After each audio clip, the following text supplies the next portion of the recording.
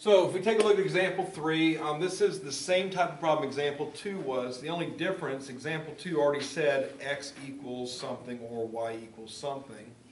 And when I'm going to use substitution, that's my main idea for substitution. It's very important to me that I have an equation. One of the equations either says x equals everything else or y equals everything else. You want one of those two structures on your paper if you're going to use substitution. Now, with that in mind, if it already has that, you're good to go. If it doesn't, you need to make that happen. It doesn't matter if the bottom equation is that structure or the top equation is that structure. Just one of them has to be structurally that way. Now, your best friend in this scenario is an x to the just x or just y. All right?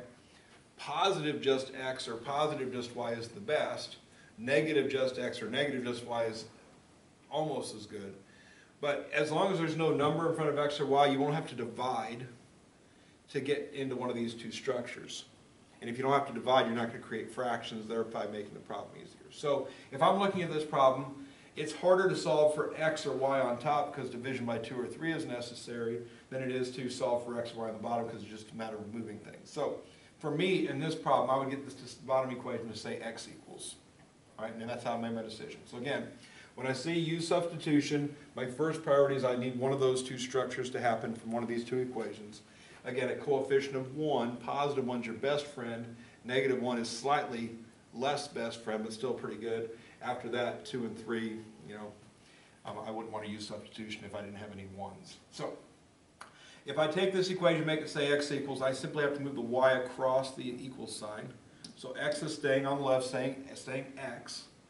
Equals is still equals, 1 is still 1, minus y moves across, becomes plus y. It's basic algebra technique, move something across the equal sign, change the sign. Then, the next step of substitution is whichever equation created this, the bottom equation, we're going to take the fact about x. This says x and 1 plus y are equivalent. We're going to take that fact and change the x in the other equation to that fact. Now, substitution is very particular about things. If you replace one object with one object, no issues. If you replace one object with multiple objects, you have to put parentheses. So, x is one object, 1 plus y is two objects. I want to replace x, one thing, with 1 plus y, two things. So when I do substitute up here, I'm taking this equation right here. I'm going to write, instead of 2x, I'm going to write 2 parentheses, 1 plus y. And then plus 3y equals 22. And that's the substitution step. And the usefulness of that step is we go from a 2-variable equation up here, 2x plus 3y equals 22, into a 1-variable equation. Everything's just about y. Okay. Once I get to this point, now it's just an algebraic equation that we would have gotten in Algebra 1. All right. It's distributed property, little combined-like terms going on, but we have a single variable type. It's to the first power. It's pretty straightforward. So 2 times 1 is 2. 2 times y is going to be plus 2y. Plus 3y is just plus 3y equals 22 is just equals 22. I've got y's and I've got numbers. I want the y's on one side, I want numbers on the other side. So here's my equal sign. I'm going to chop the 2, move it over here. So now everything on the left is about y, everything on the right is about numbers. 2y plus 3y is equal to 5y. 22 minus 2 is equal to 20. And then we simply divide both sides by 5. And that leaves us with y equals 4.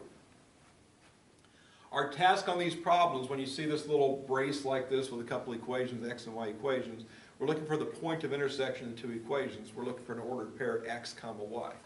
So my answer to these problems is always going to look like this, number comma number.